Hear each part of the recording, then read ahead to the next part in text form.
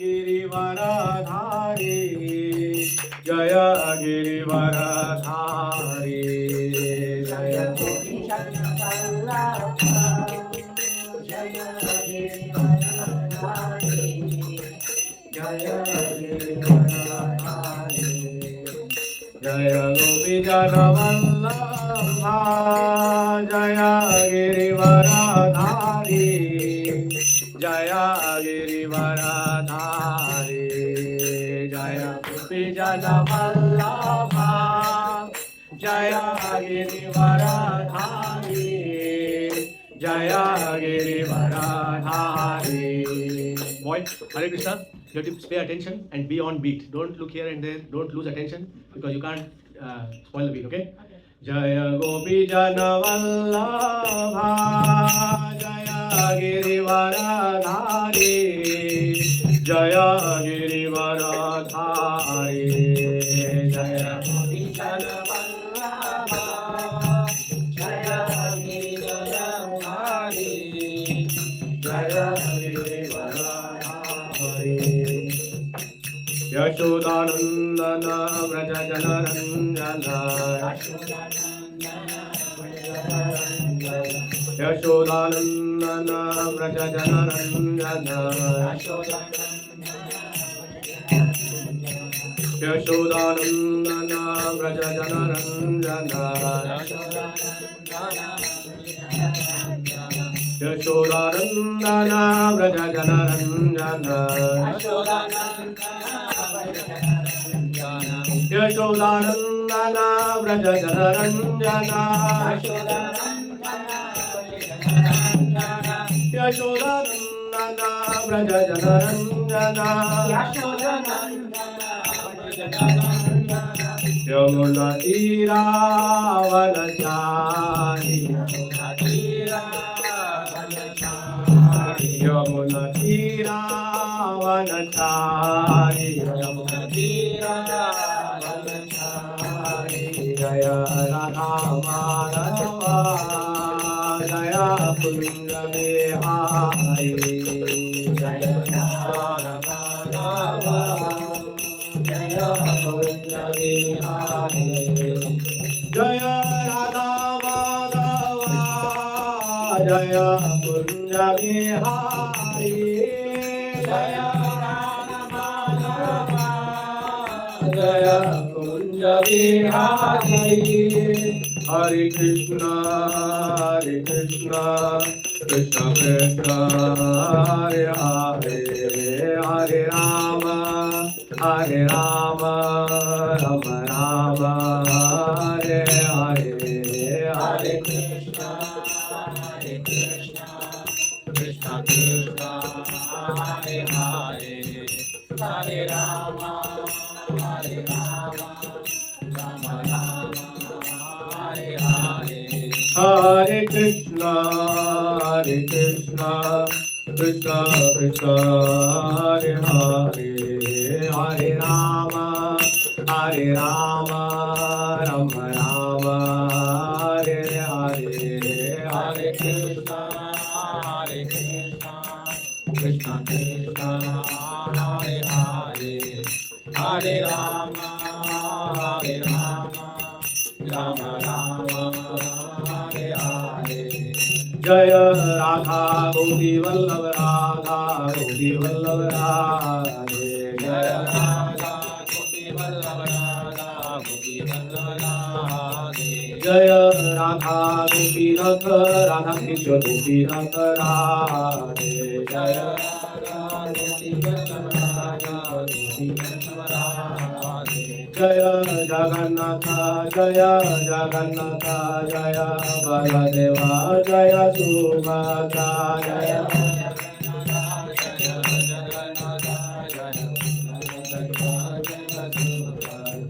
Jaya Lakshmi Narasimha Jaya Lakshmi Narasimha Jaya Lakshmi Narasimha Jaya Lakshmi Narasimha Jaya Lakshmi Narasimha Jaya Lakshmi Narasimha Jaya Lakshmi Narasimha Jaya Jaya Gauranithai, Jaya Gauranithai, Jaya Gauranithai, Jaya Gauranithai, Jaya Gauranithai, Jaya Gauranithai, Jaya Gauranithai, Jaya Gauranithai, Jaya Jaya Prabhupada, Prabhupada, Prabhupada, Jaya Jaya Prabhupada, Jaya Jaya Prabhupada, Prabhupada, Jaya Prabhupada. Hare Krishna, Hare Krishna, Krishna Krishna, Hare Hare, Hare Rama, Hare Rama, Rama Rama, Hare Hare, Hare Krishna, Hare Krishna, Krishna Krishna, Hare Hare, Hare Rama, Hare Rama, Rama Rama, Hare Hare. Hare Krishna. Welcome again to ISKCON SCARBOROUGH. Really appreciate you making your way through all the slush outside. Real troopers. Thank you. Om Namo Bhagavate Vasudevaya. Om Namo Bhagavate Vasudevaya. Om Namo Bhagavate Vasudevaya. Om Namo Bhagavate Vasudevaya. Om Namo Bhagavate Vasudevaya. Om Namo Bhagavate Vasudevaya. Om Adhyanatirandasya Jnananjana Shalakaya Chakshurunmilitam Mena Tasmai Shri Gurave Namaha. I was born in the darkness of ignorance.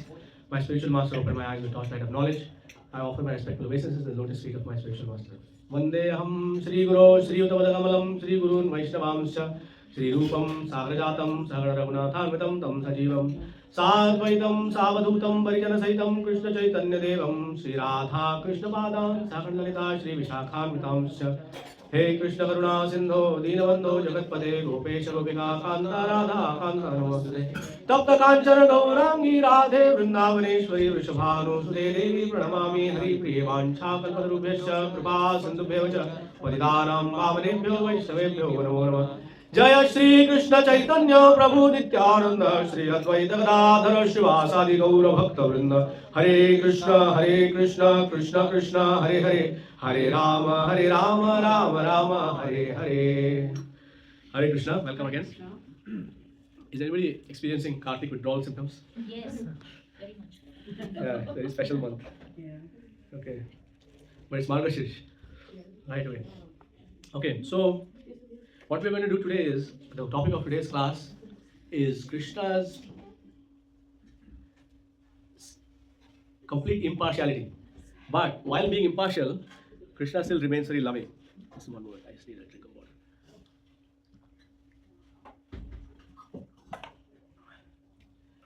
Krishna says, by the way, this is the original Bhagavad Gita that I got on the railway station there. I've been reading it for many, many years, as you can see. But today we are going to start reading a little bit from the Krishna book. So the Krishna book is the summary study of the 10th canto of the Srimad Bhagavatam. When Srila Prabhupada he started the Hare Krishna movement, he was quite advanced in his bodily age. So he was about 69, 70 when he started. And then when he started translating, he didn't have the facility to print all these books. So when he started, he wasn't sure that he would get through till the end of the Srimad Bhagavatam, which is like the cream of all the Vedic literature. And he was very worried that he wouldn't get to the 10th canto specifically. There are 12 cantos in the Srimad Bhagavatam, 1, 2, 3, 4, 5, 6, 7, 8, 9, 10, 11, 12. And out of that, the 10th canto specifically refers to and allows us to relish the sweet personal interactions of Sri Krishna.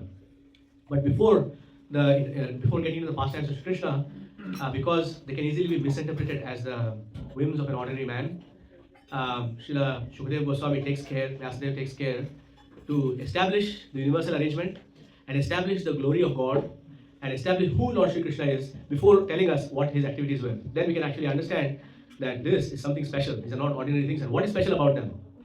So, Srila Prabhupada was worried that he wouldn't live long enough, and surely enough, he passed away when he was translating the 12th, 13th chapter of the Srimad Bhagavatam. He went into Samadhi at that time. So, well before that, with the help of Sriman George Harrison, the famous Beatle, Srila Prabhupada translated the 10th canto of the Srimad Bhagavatam, made a summary study of it. So, the 10th canto is actually the biggest canto of the Srimad Bhagavatam. Actually, 40% of all the verses of the Srimad Bhagavatam are in the 10th canto. So, it's a very, very amazing collection of text, but he condensed it down to this little sweet nectar capsule that we can relish at any time we want. and anytime we want. So, and every single chapter is filled with some amazing gems. And what Srila Prabhupada has done is also helped us to understand the context so that there's no misunderstanding in our minds as to the pastimes of Shri Krishna. So here, Krishna being equal to everybody, everyone has equal access to him. There is no favoritism. In the Srimad Bhagavad Gita, Krishna says the famous word, Samoham sarvabhuteshu name dveshyosti na priyaha, which means that I'm equal to every single living entity, and there's nobody that I hate. Name dveshyosti, I don't have any enmity with anybody, and na priyaha, I don't have any special love with anybody. But then, in other words, he says Bhakto Sive Sakha Cheti, and he says, he indicates that he loves his devotees very much. So one can question this and think about it and say, how come he doesn't hate anybody, he doesn't love anybody, he's neutral, but he is still partial to his devotees. So Chaitanya Charan Prabhu, who is an amazing speaker of the Bhagavad Gita and various other spiritual literature, has coined a special term for this. He calls Krishna as impartially partial. That's the way to understand Krishna's partiality. So Krishna is impartial. In other words, anybody can access Krishna's mercy, but one who accesses Krishna's mercy purchases Krishna. Krishna becomes theirs. Krishna becomes the property of the devotee. Just like we experience in the Damodar month, in the Kartik month, Krishna becomes afraid of his mother. He's really afraid, like a small child is afraid of his mother. So not acting at all. He's actually afraid of her love. Her love is so intense that he really gets into the mood of being that child. He forgets that he's God when he's with Mother Yashoda. He just gets back into the mood of a tiny little child. So that is Krishna's beauty, that he's impartially partial. He never excludes anybody. Even if we exclude ourselves from him, he doesn't exclude himself from us. So that is the beauty of Krishna. So what we're going to do today is we're going to look at a specific episode from the Srimad Bhagavatam. It's actually the 86th chapter of the 10th canto of the Srimad Bhagavatam, in which the episode describes the kidnapping of Subhadra by Arjuna and Krishna's involvement in the whole episode. And then the second half of the chapter deals with Krishna's interactions with two of his most favorite devotees in Mithila. Krishna's in Dwarka and they're in Mithila, half the nation apart, like very far away. But he remembers these two devotees. One of them is the king of Mithila at this time, whose name is Shrutadeva. And he's a simple king who is not interested in expansionism, like everybody is interested in expansionism. Nobody is satisfied with how much they have. They want more. He was not interested in that, but he was a very pure devotee. And there was another equally poor devotee who was not a king. He was a penniless Brahmana by the name of Bahulashva. So these two devotees were constantly remembering Krishna. So Krishna decided to make a trip and visit them in Mithila, all the way from Dwarka to Mithila. So out of nowhere, like they are not Rajvasis, they are not part of his family, they are not the Pandavas, they are not famous in any other way except that they loved Krishna very much. And both of them had very different means. One of them was a king and he had all kinds of royal facilities available to him. And the other was a simple penniless Brahmana living in a cottage, in a little thatched hut.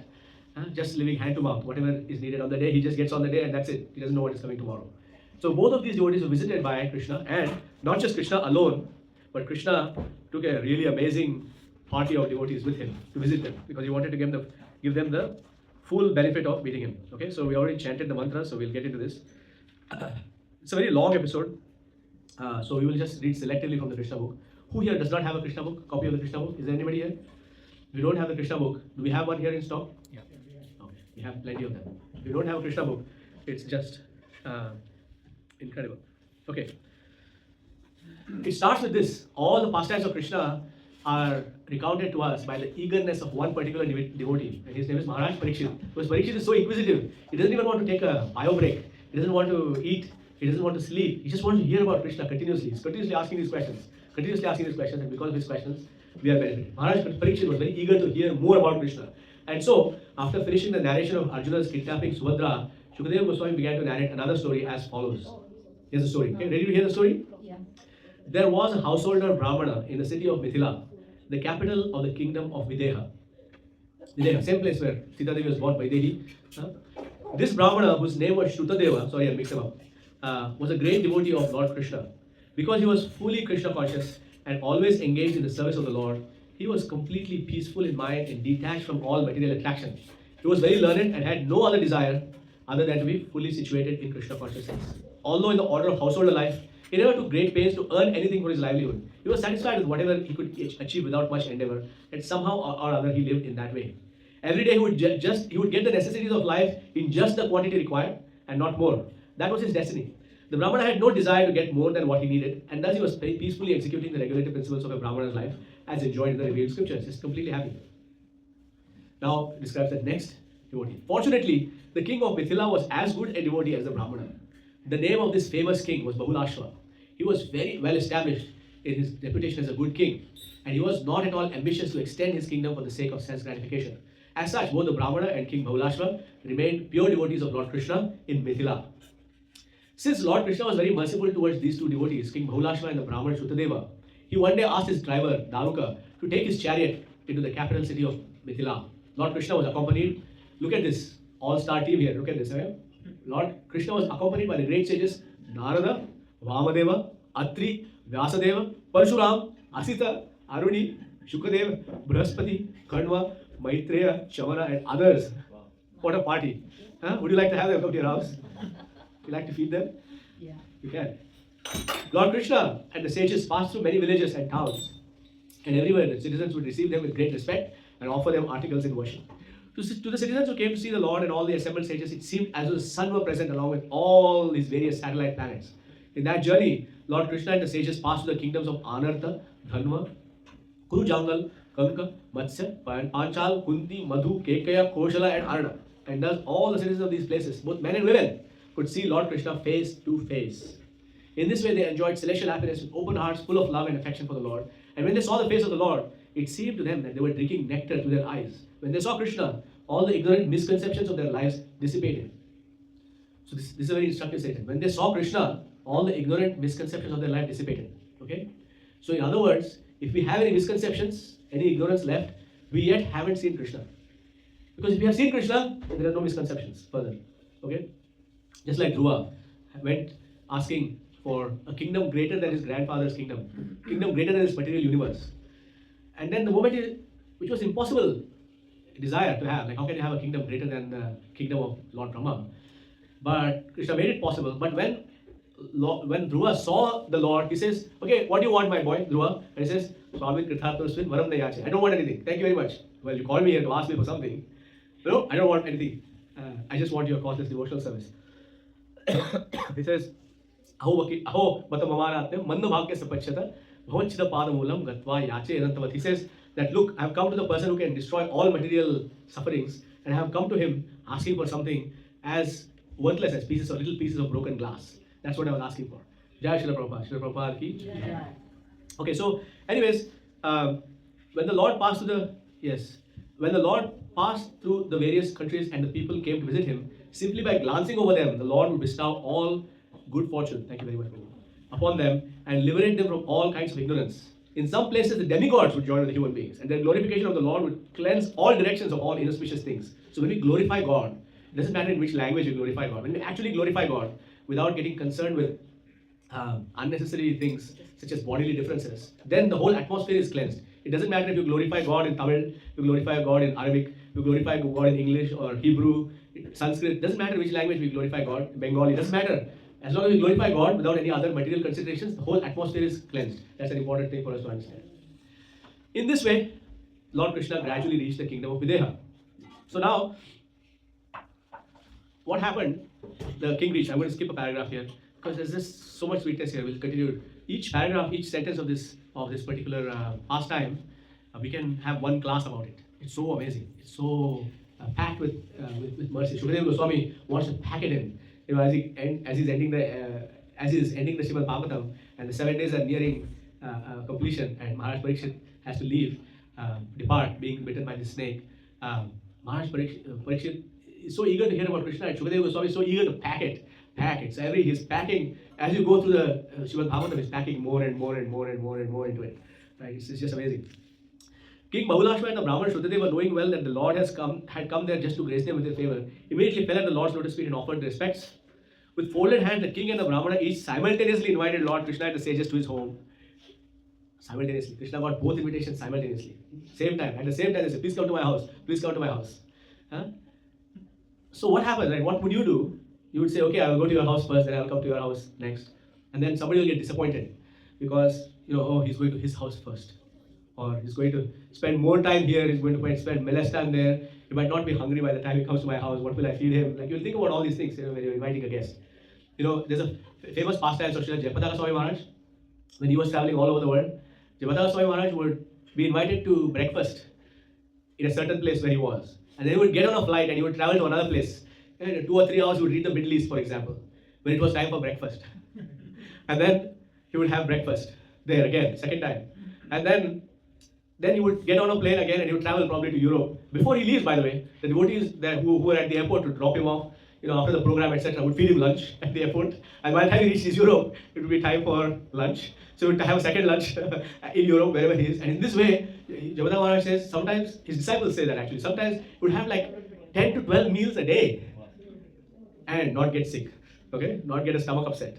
So just as the Lord is very powerful, similarly his pure devotees are also very powerful. They can do amazing things, you know, they can travel. Srila Prabhupada would travel anywhere, would jump off the plane and he would have no jet lag. No jet lag anywhere. All his disciples would be falling off, you know, falling down, falling asleep. And Srila Prabhupada was as fresh as ever. Mangalarti, morning walk, like the whole thing, everything was always there. So anyways, so what did Krishna do? Lord Krishna expanded himself into two and went to the houses of each one of them. He expanded himself into two. But yet neither the king nor the Brahmana could understand that the Lord had gone to the house of the other. This, oh, Krishna had only come to my house. I'm so happy, he has come to my house. Both of them felt the same thing. So, not only is Krishna equal to everybody, but Krishna is not equal to everybody in a dry sort of, okay, you get as much as you deserve, you get as much as you deserve sort of way, like they paint in the Sistine Chapel, you know, the Lord's, God's hand, you know, finger is painted, his hand is painted, and Lord is painted as an old man. Not like that, not like that. He gives it in such a way that you feel that you're the only recipient of all of his mercy. And you know, like Srila Prabhupada's father taught him, if Krishna wants to give, he'll give with his 10 hands. How much can you accept? How much can you take?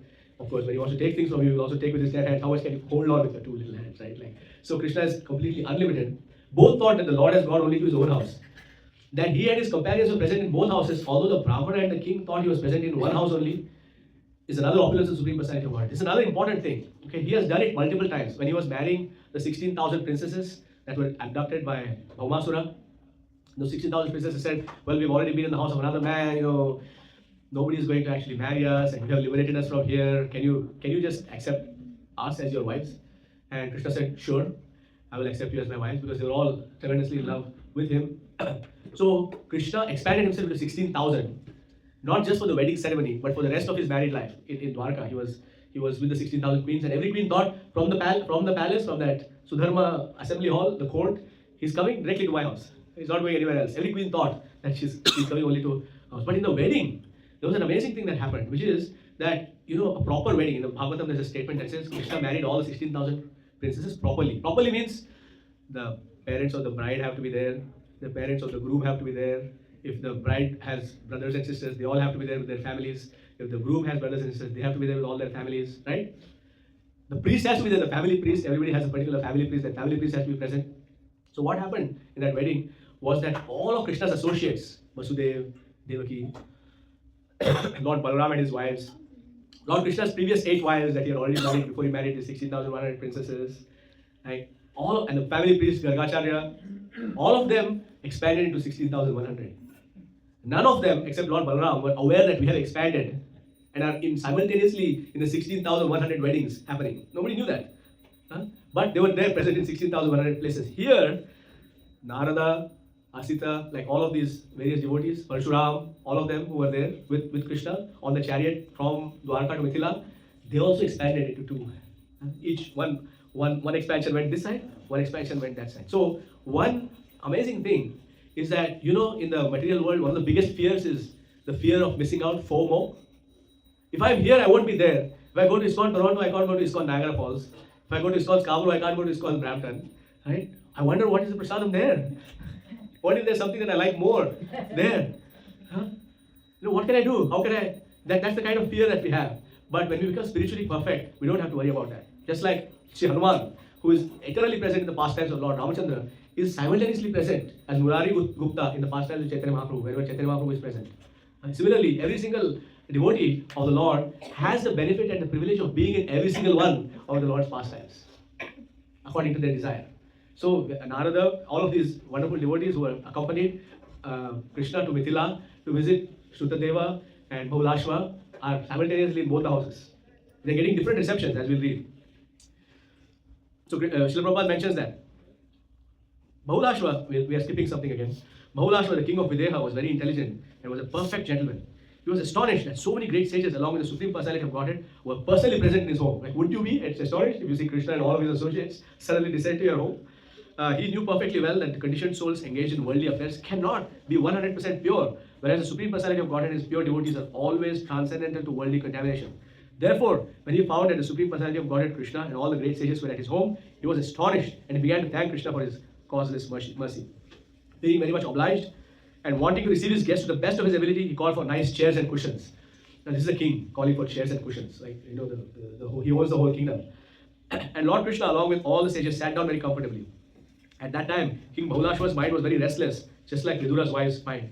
Not because of any problems, but because of great ecstasy of love and devotion. His heart was filled with love and affection for the Lord and his associates. His eyes were filled with tears of ecstasy. He washed the feet of his divine guests, and afterward he and his family members sprinkled the water on their own heads. After this, he offered the guests nice flower garlands, sandalwood pulp, incense, new garments, ornaments, lambs, cows, and bulls. In a manner just befitting his royal position, he worshipped each one of them in this way. And all of them had been fed sumptuously and were sitting very comfortably. Bahulashva came before Lord Krishna and caught his lotus feet. He placed them on his lap, and while massaging his feet with his hands, can you imagine that? He began to speak about the glories of the Lord in a very sweet voice. It's a very beautiful chapter, but I'm going to take only a couple of points from here because we just don't have the time. How much time do we have? When do we need to end? 12. Before 12, right? Yeah. Huh? Need to leave it? We have 25 minutes. Okay, so that's not a lot of time. So, Krishna, King Shrutadeva, Bahulashva, he's saying, it's not surprising that you are here because you are already present in my heart as Paramatma, he says. So this is an amazing thing, which is that we may think that Bahulashva and Shrutadeva had some very famous, special blessing that is reserved for the two of them because they were pure devotees. But actually, we see that Krishna's mercy is available even to those who are not pure devotees. Krishna's mercy is available to the atheists also, if they want it. If they want it, Krishna is there, present. He's always eternally present. Standing at the door, waiting for us to just simply open the door and receive him. So it's not that Krishna only went to Bahulashva's house and Shrutadeva's house and not coming to ours. He's come inside our hearts, appear in our homes as a deity form. So all we have to do is simply receive Krishna. That's it. The only missing part is not with Krishna but with us. Krishna doesn't have to get on a chariot and drive to Mithila, like ride to Mithila. Krishna is already there. He's sitting in the heart. All we have to do is open the door and receive him. So when we chant Hare Krishna Mahamantra, Hare Krishna, Krishna Krishna, Hare Hare, Hare Ram, Ram Ram, Hare Hare, we chant with attention and with love, knowing that we are speaking to Radha Krishna personally. Even though we might not perceive it immediately, they are there, according to scripture anyways. Whenever we offer something to Krishna, we don't neglectfully just ring the bell like this and offer something. Offer, like really, Krishna has come to your house. He's going to eat your cooking. Offer it, like really offer it with all your heart. Patra pushpam phalam toyam yome bhaktya prayachati. Tadaham bhakti upahrutam ashnami prayatatmanah. Prayatatmanah means prayas means trying. Prayatatmanah means one who is always trying. Always trying. Krishna, what can I cook? What can I make for you? What can I give you? Lakshmi Devi is cooking for you. Mother Yashoda is cooking for you. Radharani and the 3 billion gopis are cooking for you. What can I cook? But please take it. Devamrita Swami Maharaj gives the example of a beggar. Like, especially when you go to India, you see many beggars. And you don't give to all the beggars, isn't it? You give only to the most hopeless of them, like the most hopeless looking of them. Isn't that true? You see a man who is completely able-bodied and putting out his hand in front of you, you won't give him that man anything. But you see a very handicapped person, like cannot move around, he's on a little board that has things, and then you will give. Like you'll be moved to give. Of course, after some time you'll be desensitized to everything that happens there. But Krishna is not like that. So when you are like that, when you're really eager, when you're really, really desperate for Krishna to accept something from you, then he will accept it. So when we remember him fully, like really engage in his remembrance completely. When we are reading, there's no need to have the phone nearby, there's no need to have the television running, there's no need to have all of these distractions. Just remember him completely, purely, right? When we do all of these things, we can learn to distinguish between his voice, which is always in everybody's heart. Krishna's voice is there, and we can learn to distinguish between his voice and the voice of our mind, telling us this and that and that and that and that and that and that.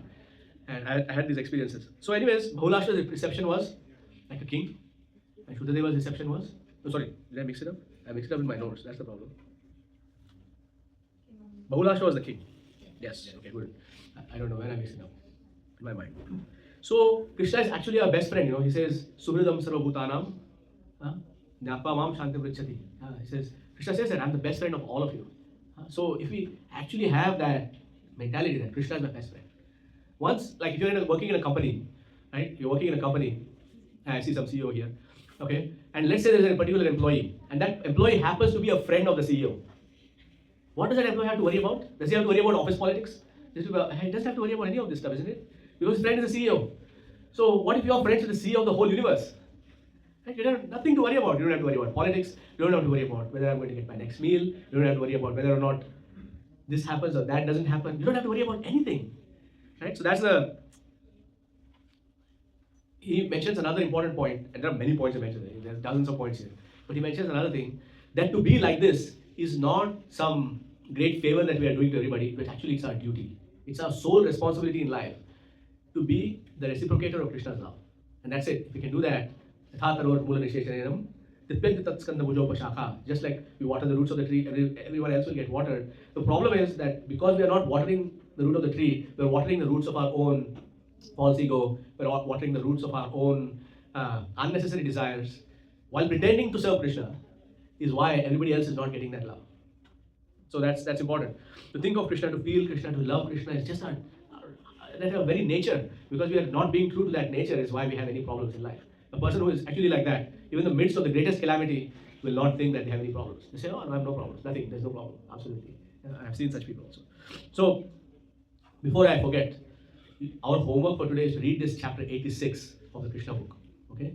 It's about 10 to 12 pages long. Chapter 86 of the Krishna book. Okay? Which chapter? 86. Okay? It's called The Kidnapping of Subhadra and Krishna's meeting Bahulashma and Shrutadeva. Okay? So then, if you actually try to do this, Krishna promises in the 10th chapter of the Bhagavad Gita, in the 11th verse, Tesham evanukam partham hamadhyarajam tamaha nashayam atma bhavastu jnanam dipena bhasvata. He says that anybody who tries like this, even a little bit, they try. By the way, if you're not comfortable sitting on the floor, anybody here, there are plenty of chairs available here. Please feel free to take a chair. There's no compulsion whatsoever. Okay, so he says, I will destroy the ignorance that is lying in their way. So now, earlier in the class, you said, if you have seen Krishna, there is no ignorance, and if there is ignorance, you haven't seen Krishna, correct? But Krishna is personally promising that if there is ignorance, then if you just try to serve, try to pay attention, try to hear, try to remember, then I will remove that ignorance. In other words, Krishna will remove the barrier that is standing in between us and him. So here, you can come in here and you can see Radha Gopi Vallabha, or you can see a statue made of brass. It depends on our consciousness. Srila Prabhupada would talk to the deities personally. There are many devotees who talk to the deities personally, and they hear their voice also. They ask them, what do you want to wear today? What do you want to eat today? And these things, Krishna reciprocates. It seems stupid, it seems foolish, but actually Krishna reciprocates with those. So if you think it's stupid, Krishna will also think that it's stupid. He won't give you that access. Right? Okay? So now, many points are mentioned here. You know the famous example of how Srila Prabhupada mentions a cat carrying its kitten versus cat carrying a mouse. For the kitten in the cat's mouth, its mummy's grip, she's taking me somewhere else. Better. Because cats move their babies around, their kittens around for their safety. But for the mouse that is in the cat's grip, game over, isn't it? So that example is also given in this chapter, by the way. Everything that Srila Prabhupada gives is from the scripture, which is why his examples are so powerful. Right? Then the king mentions how we are meant to worship the Vaishnavas, to serve them, etc.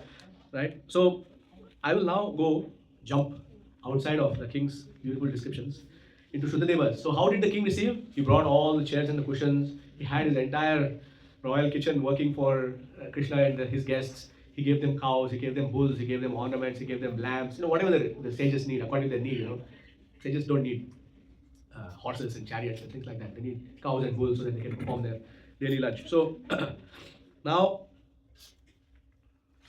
Krishna is going to. Meanwhile, all of this stuff is happening simultaneously, by the way. It's not one after the other. It's happening simultaneously at the same time. Krishna is accepting the love of Bahulashma. Krishna is accepting the love of Shrutadeva. Meanwhile, the Brahmana, here the story continues. Meanwhile, the Brahmana Shrutadeva, simultaneously receiving the Lord Krishna and his associates at his home, was transcendently overwhelmed with joy.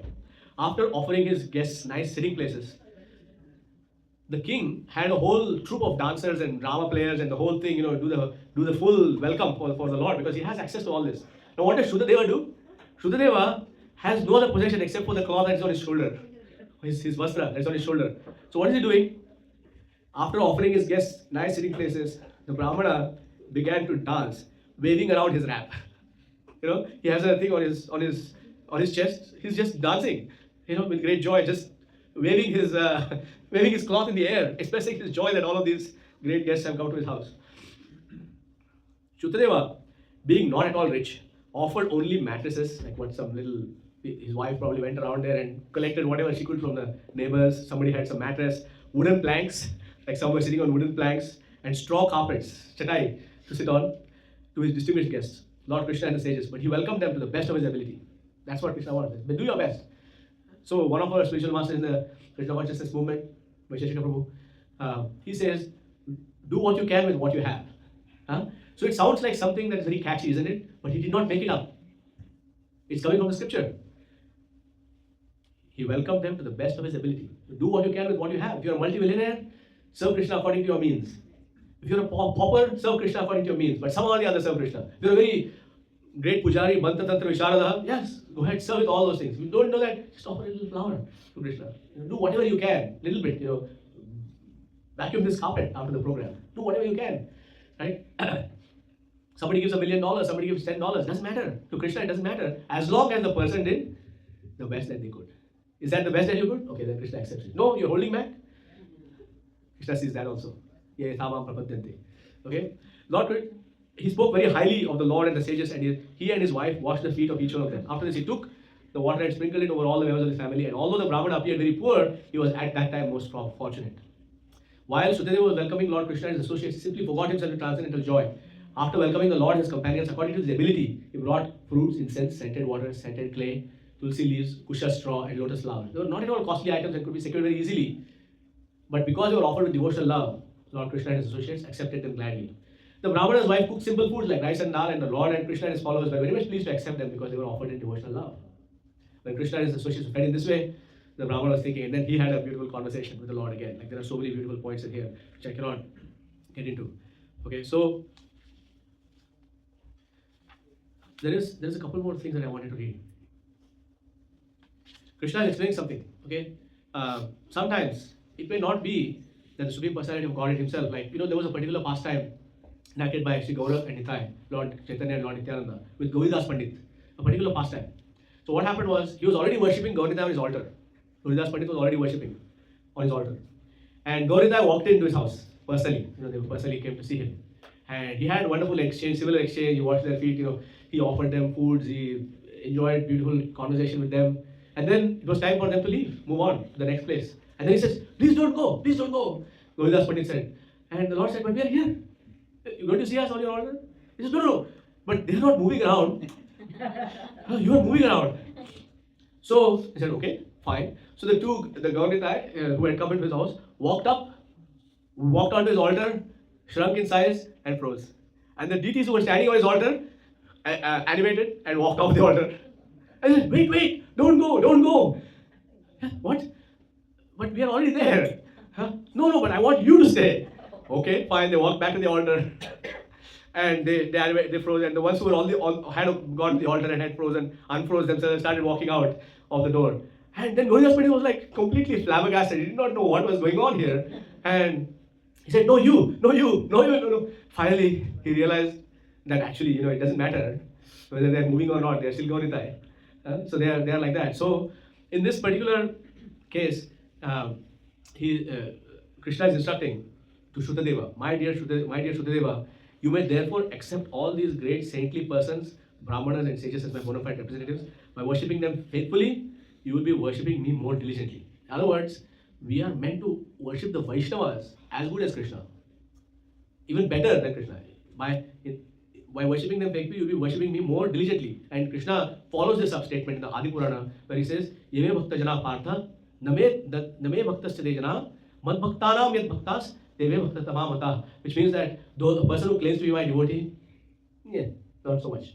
But a person who is a devotee of my devotee is really, truly my devotee. So here at ISKCON SCARBOROUGH, we should remember that. It's not just about serving the deity, but serving each other, serving the Vaishnavas who are here.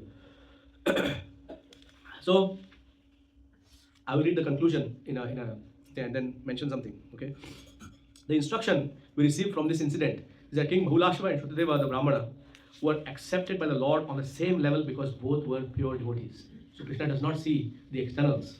He does not see if someone was born in this type of family versus that type of family, someone speaks Sanskrit, someone speaks Tamil. He doesn't care about these kinds of things. He doesn't care. He doesn't care about your race, he doesn't care about your gender, he doesn't care about your education, doesn't care about your wealth, doesn't care about anything except how much you love him. In the Srimad Bhagavatam, there's another famous verse where different devotees approach Krishna in different ways. Gopya kamat bhayat kamso dveshat chedya deva nipa sambandhat vishne sneha duyam bhaktya vayam vibho. There are many different ways of approaching Krishna. For us, bhakti and servitude is the way that we approach Krishna. But the gopis approached him as a girl would approach a boy. The family members of Krishna approached him as a family member would approach a family member. Snehat, because there was friendship between the Pandavas and Sri Krishna, they approached him as friends. We don't impose on Krishna pretending to be his friend, for example. We we are in the line of Narad Muni. Bhaktya vayam vibho. So we are meant to offer him bhakti. This is a real qualification, Srila Prabhupada continues, for being recognized by the Supreme Personality of Godhead, because it has become, Srila Prabhupada is giving one very important instruction, because it has become the fashion of this age to be falsely proud of his taken birth in the family of a Kshatriya or a Brahmana. We see persons without any qualification other than birth claiming to be a Brahmana, or Kshatriya or a Vaishya, but as stated in the scriptures, Kalau Shuddha Sambhava. In the Kali Yuga, everybody is born a Shudra. Janmani Jayate Shudra, Samskarat Bhavet Vija, Veda Pathat Bhavet Vipra, Brahma Janati the Brahmana. It's a long journey to be a Brahmana, even for a person born in a Brahman family. But as stated in this age of Kali, everyone is born a Shudra. This is because there is no performance of the purificatory process known as samskaras, which begin from the time of the mother's pregnancy and continue up to the point of the individual's death. No one can be classified as a member of a particular caste, especially of a higher caste, Brahmana, Kshatriya, Vaishya, simply by birthright. If one is not purified by the process of the seed-giving ceremony or the Garbhadan Sanskar, he is immediately classified among the Shudras, because only the Shudras do not undergo this purificatory process. Sex life without the purificatory process of Krishna consciousness is merely the seed-giving process of the Shudras or the animals. Krishna consciousness is therefore the best process of purification. By this process, everyone can come to the platform of Vaishnava, which includes having all the qualifications of a Brahmana. The Vaishnavas are trained to become free from the 4 kinds of sinful activities, which we need to avoid: illicit sex, indulgence in intoxicants, gambling, and eating animal foods. One cannot be on the Brahminican platform without having these preliminary qualifications, and without becoming a qualified Brahmana, one cannot become a pure devotee. So that was that chapter.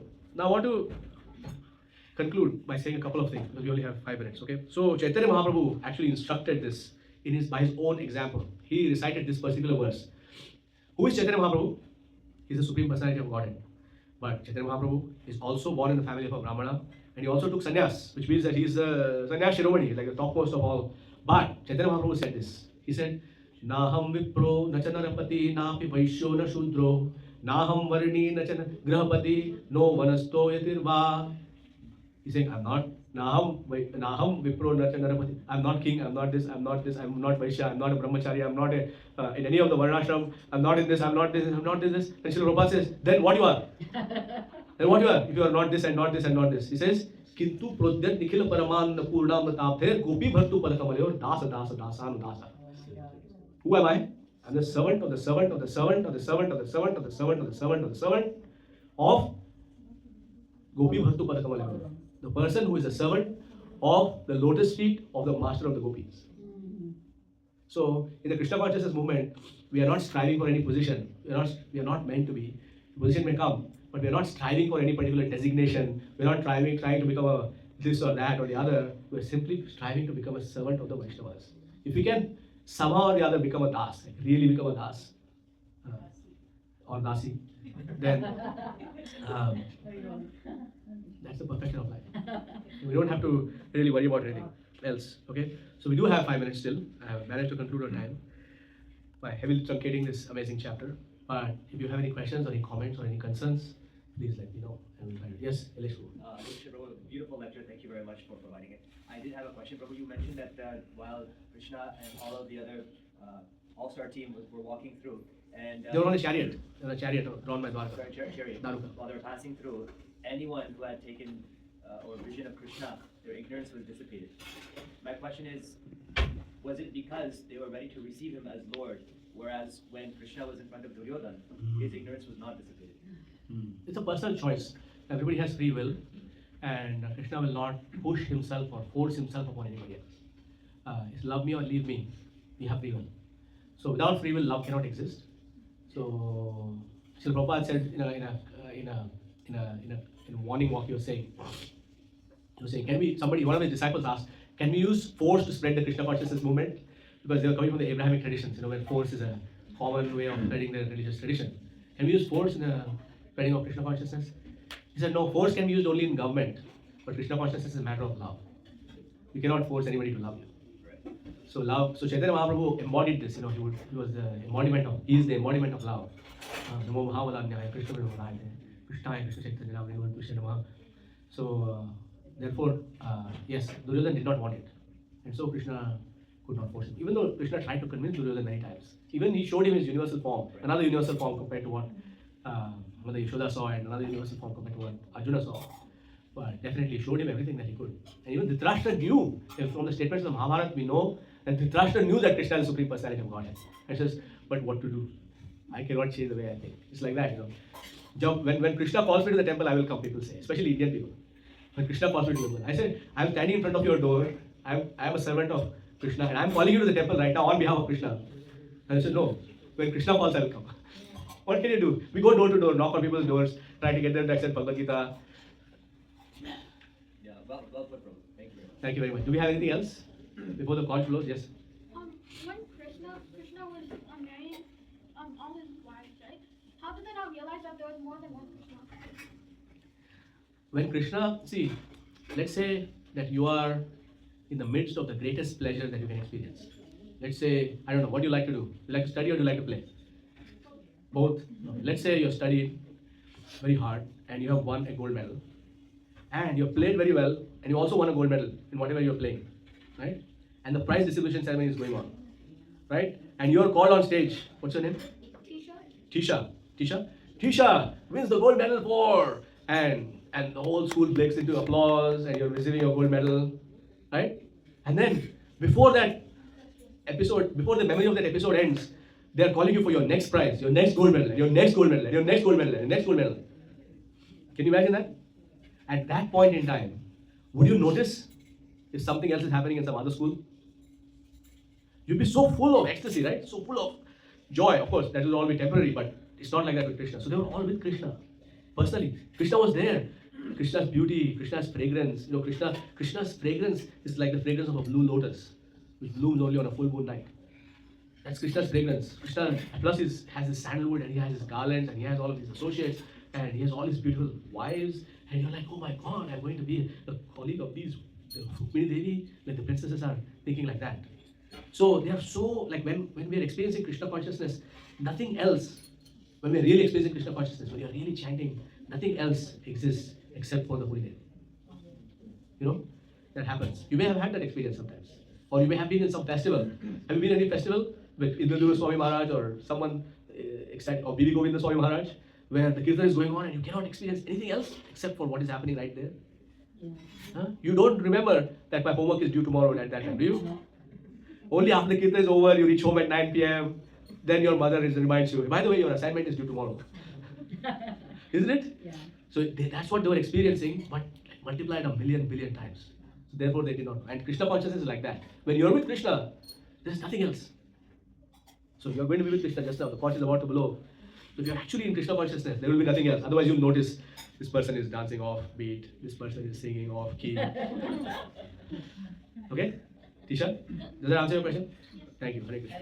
Srila Prabhupada ki jai. Grantha Srila Bhagavatam ki jai. Hare Krishna, Krishna Krishna, Hare Hare, Hare Ram, Ram Ram, Hare Hare, Hare Ram Mahamantra ki jai.